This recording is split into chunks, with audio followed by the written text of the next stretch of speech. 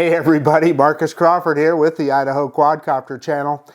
Hey, there have been a lot of videos, a lot of channels making videos about the upcoming DJI Mini 3. Today is Thursday the 5th, and we finally got some information about DJI, the release, or at least the availability to purchase. Sounds like it's going to be on Tuesday the 10th of May, and we know a lot more. There was another individual that posted an unboxing video today. Somebody clearly got a hold of one, and that was interesting because it gave us some new information. So I just wanted to talk a little bit about why that Mini 3 I think is an important product and why it's something that we can all look forward to, and just kind of give you an overview of what's going on. Now, originally DJI, they started the whole mini drone market with the original Mavic Mini here, and what a revolution this drone has been. I still have my original Mavic Mini, and am really glad to have it. I haven't flown it for a while, mainly because of this guy right here. This is the little DJI Mini SE, and it's really kind of everything that this guy is, but it's got a little more powerful motors in it and can do better in windy conditions. And then of course the Mini 2. The Mini 2, gosh, what a revolution in mini drones. And as things stand right now, I've had numerous other mini drones, including from FEMI, Hubsan, Autel. To me, the Mini 2, as it stands today, is still the king of the mini drones. The overall performance of this product is second to none. When you have this drone in the air, it feels like a bigger DJI drone. You don't even realize it's this small little drone. And it sounds like the Mini 3 is going to do nothing but improve on everything that this guy is. And they're calling it the Mini 3 Pro, and with good reason, because it appears to me that it's got a lot of the pro features. In fact, it has really almost all the features that my DJI Mavic 3 has. So if you are really needing a sub 250 gram drone, not so important to us in the United States, although some people like that because it won't have remote ID. However, it is critically important if you're in Europe or if you're in Canada. I was just up in Canada recently, and I was able to legally fly the Mini 2 in Canada. When they look at sub 250 gram drones, the risk analysis, they just don't feel that there's a lot of risk to them. So their rule is essentially, you can boil it down to don't do anything stupid. And anyway, so that is why the Mini 3 is such a critical product. So I made some notes here, and I've got them here because I don't want to forget anything, and so that we get all the facts straight here about what these are, things that we know right now. It's got larger propellers. It's got a really different looking body on it. It is including obstacle detection system, and they're saying a streamlined design. That gimbal is very interesting. It says a wider range of rotation for low angle shooting, and I believe they set that thing up so that it can tilt up. And then the other thing that's not so important to me, but I'm sure is to many, is vertical shooting. That camera will flip over so that you get that vertical 16:9 that's obviously popular on Instagram, TikTok, etc. But they're also giving us, interestingly enough, a couple of options with regard to flight time. A 34-minute flight time is what they're saying with the standard battery, and then they have an upgraded battery that they're saying will have 47 minutes flight time. Now, we still don't know if that upgraded battery will keep the drone under 250 grams. People have said that they've looked at pictures of the standard battery and it says 249 grams.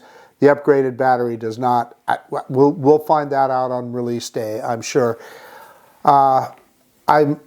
My suspicion is the upgraded battery is going to put you over. And again, for somebody like me, I'm in the US, I have a Part 107 license. I have to register my drones as a commercial product anyway, so being over 250 grams is just not something that's terribly important to me. Now, if I take another trip to Canada, and I will, then it will become important. So I'm going to want to have, I think, multiple sets of batteries, the longer range batteries and the standard batteries, just for when I'm traveling either to Europe or to Canada to be able to use that drone. And I just think that's a wonderful idea. So the other thing that they're talking about is with the camera, they're making DJI is making a big deal out of low light situations with it, and I think that's an interesting thing. So it's got a 1/1.3 CMOS sensor. I think the Nano Plus is a 1/1.28, which would be slightly larger. But the way I've always had that described to me is that's like a 3/4 inch sensor. I'm not an engineer. Like I said, I'm just telling you what I've read before. So it's a good size sensor. It's not a 1 inch sensor, but it's a good size sensor, and it's going to be able to capture more light. And now they're saying, and you camera guys will know way more about this, dual native ISO. Well, I understand what ISO is, going back to the film camera days. So I'm assuming it's going to be ISO 100 and something else. So what do they mean by native ISO? You camera guys are going to have to explain that to me and why that's important. I assume that that is for a night mode, so a higher numerical ISO number for shooting in night mode. But the thing that I do understand is HDR, and it says it's going to, it says HDR images. So is that just photographs or is that video? I don't know for sure. I suspect it's both. But HDR stands for high dynamic range. And for instance, the iPhone, I was going to grab my iPhone, but it's too far away. It's the king of that. Computational photography, where it takes several different exposures, combines them to make a perfect exposure. So the sky is never blown out. The shadow areas are never hidden. You can see detail. That's what HDR does for you. And camera guys will know. They've done this manually for years. You shoot overexposure, underexposure, and on exposure. You combine them all to make the perfect picture. So is that video and photographs? I don't know for certain, but that's going to be good. And then thank you to my commenters on my other videos. They explained to me what that little funny looking U and M means when they're talking about the size of the pixels. That is the symbol for microns, and micron is, I believe it's a thousandth of a millimeter. Don't quote me on that. I believe that's what that is. Anyway, 2.4 is the size, microns is the size of the pixels. I do know this, you know, as an amateur, I know larger pixels are better, and that's clearly larger pixels. The other thing is it has a wider aperture in the camera of 1.7, so that's going to let in a lot more light and be a big deal for low light video and photography. The other thing that is I can tell you is a big deal to me is being able, this drone is going to be able to shoot in 4K 60 frames per second. I've always shot most of my videos in 30 frames per second, but with the Mavic 3 in particular and the Air 2S, I started shooting some video in 60 frames per second, and I really like the look of it. It just gives you, particularly when you're on a yaw or a turn, it just gives you a lot smoother look. Now I know that some people look for that motion blur. Okay, I'm just telling you, I like that smoother look that I get with 60 frames per second. The other point that they're making is that it will shoot in 1080p, 120 frames per second. So that's going to be really cool. I'm sure there are people that are going to make some spectacular videos of you know, waves and waterfalls and any kind of action, sports, motor racing, those kind of things, where they're going to be able to shoot in that 120 frames per second and slow it down and make it look really cool. So looking forward to that as well. Then for you guys that like to color grade, it will shoot in D-Cine-like. You know, they call me Dr. Automatic, and that's one of the things I like about the Mavic 3. The color science on that looks really good and looks good to my eye, so I'm hoping that the Mini 3 will have that similar situation. Now let's talk about some of the other features on it that people have been asking for on mini drones forever. And I always kind of just said, well, you know, it's a mini drone. I don't necessarily need obstacle avoidance and tracking, etc. I do use that on my other drones. However, I always just thought with a mini drone it was a little bit superfluous, but DJI is going to give it to us, and I think that's great. Like I said, again, if you're looking for a high content, sub 249 gram drone, if you're in Canada, if you're in Europe, this is a big deal. So it's obstacle avoidance. It's going to have front-facing sensors, and then if you look at the pictures, it's right in where the front-facing sensors, it's got a sensor pointing back, and they carved out a little divot in the side of the drone so that you can look back, and it has a couple of big eyes looking down on the bottom of it. So three-way obstacle avoidance. So front, rear, and down, not up. So you could push it up into a bridge or branches above you or something like that, and you could go sideways. You wouldn't know where it was at. But I suspect the reason it's got those big sensors on the front, the field of vision, I'll bet, is pretty wide on those things. So like the Air 2S, if you're going sideways, if you're tracking from the side, the drone will not go fully 90 degrees. It'll be at an oblique angle so that it can kind of use that sensor to see ahead of it as well and miss things to the side. Not perfect, but it is better. So then the other thing that we get on the bigger drones is APAS, Advanced Pilot Assistance System, and that I love it. I know a lot of people struggle with it because they don't feel like they're in control of the drone, but one of the things I know about particularly my Mavic 3, it's just not going to run into anything. It will go around. So if it sees an object, it will go up and over or go around with the APAS system. And this is particularly important if you're going to be tracking with this drone. I did a demonstration. I was flying with my almost 5-year-old grandson Remy the other day, and we had the Mavic 3, and I showed him how I could fly it towards his mother, and it just went right over the top of her. That's what this new Mini 3 will do. It will have that capability, and I think that is an important thing. Focus Track. Now, the Focus Track suite on the Air 2S and on the Mavic 3, it's just a wonderful thing. What that allows you to do, it allows you to set a point of interest. You fly the drone. It's going to keep the camera pointed at that point of interest the whole time. That's in Spotlight mode, I should say. And Spotlight is part of the Focus Track suite. And then you also have Active Track, and that's the Follow Me mode, where the drone is going to follow you. And what's cool about Active Track is it recognizes whether it's a person, an automobile, or a boat, or there's some really cool software built into it and onboard intelligence that recognizes those things and allows you to do tracking. And there again, when you have that APAS, obstacle avoidance, that's going to keep you out of trouble. And then it has also, part of the Focus Track suite is the point of interest mode, where you can set a point of interest and you can tell the drone to orbit you right or clockwise or counterclockwise would be a better way to describe it. And you can set the speed. Really a cool feature. So